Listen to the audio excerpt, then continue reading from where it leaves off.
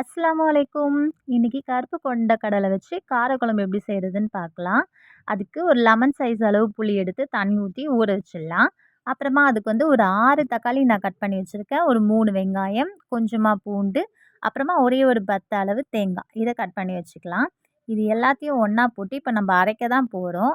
நம்ம இதெல்லாம் ஒன்றா சேர்த்துக்கலாம். இதில் 1/4 ஸ்பூன், இந்த ஸ்பூன் பார்த்திங்கன்னா ஒரு 2 பிஞ்ச் அளவு வரும். 2 பிஞ்ச் அளவு சீரகம், வெந்தயம், சோம்பு, மிளகு எல்லாத்தையும் சேர்த்து எல்லாம் தனியாக அரைச்சி விழுத வச்சுக்கலாம்.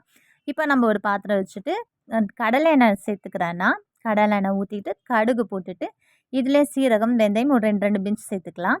இப்போது தாளிக்கிறதுக்காக நான் சின்ன வெங்காயம் எடுத்து வச்சுருக்கேன். ஒரு 10 சின்ன வெங்காயம், ஒரு அரை தக்காளி, இதில் கொஞ்சம் பூண்டு, அப்புறமா கருவேப்பிலை எல்லாத்தையும் வதக்கிக்கலாம். இது கூடவே நான் கொண்டக்கடலை வேக வச்சு எடுத்து வச்சுருக்கேன்.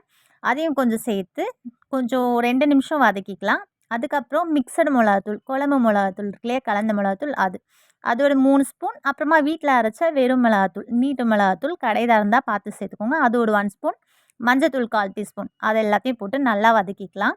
இப்போ கல்லுப்பு ஒரு 1/2 ஸ்பூன் போட்டுக்கலாம். எல்லாத்தையும் போட்டு வதக்கிக்கிட்டு அரைச்சி வச்சுருந்தோம் இல்லையா விழுது, அதையும் இது கூடயே சேர்த்துக்கலாம். நம்ம இதை வதக்கி அரைக்கலை, அதனால் இப்போது நம்ம நல்லா போட்டு பச்சை வாசனை போகிற அளவுக்கு நம்ம வதக்க போகிறோம். இதை இது கூட சேர்த்து நல்லா மிக்ஸ் பண்ணி விட்டுடலாம்.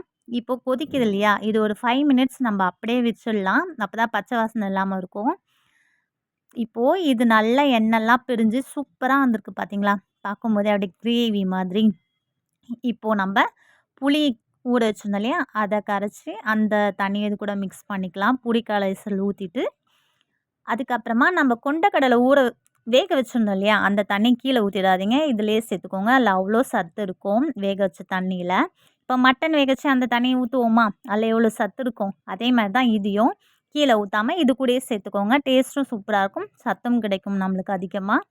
இது நல்லா கொதிக்கட்டும் ஒரு 5 மினிட்ஸ். ஏற்கனவே நம்ம வேக வச்சிட்டனால 5 மினிட்ஸ் கொதிச்சா போதும். இப்போ நம்மளோட சூப்பரான கருப்பு கொண்டக்கடலை காரக்குழம்பு தயார். இதை ஒரு வாட்டி செஞ்சு பாருங்கள், உங்களுக்கு ரொம்ப பிடிக்கும். தேங்க்ஸ் ஃபார் வாட்சிங். பாய்.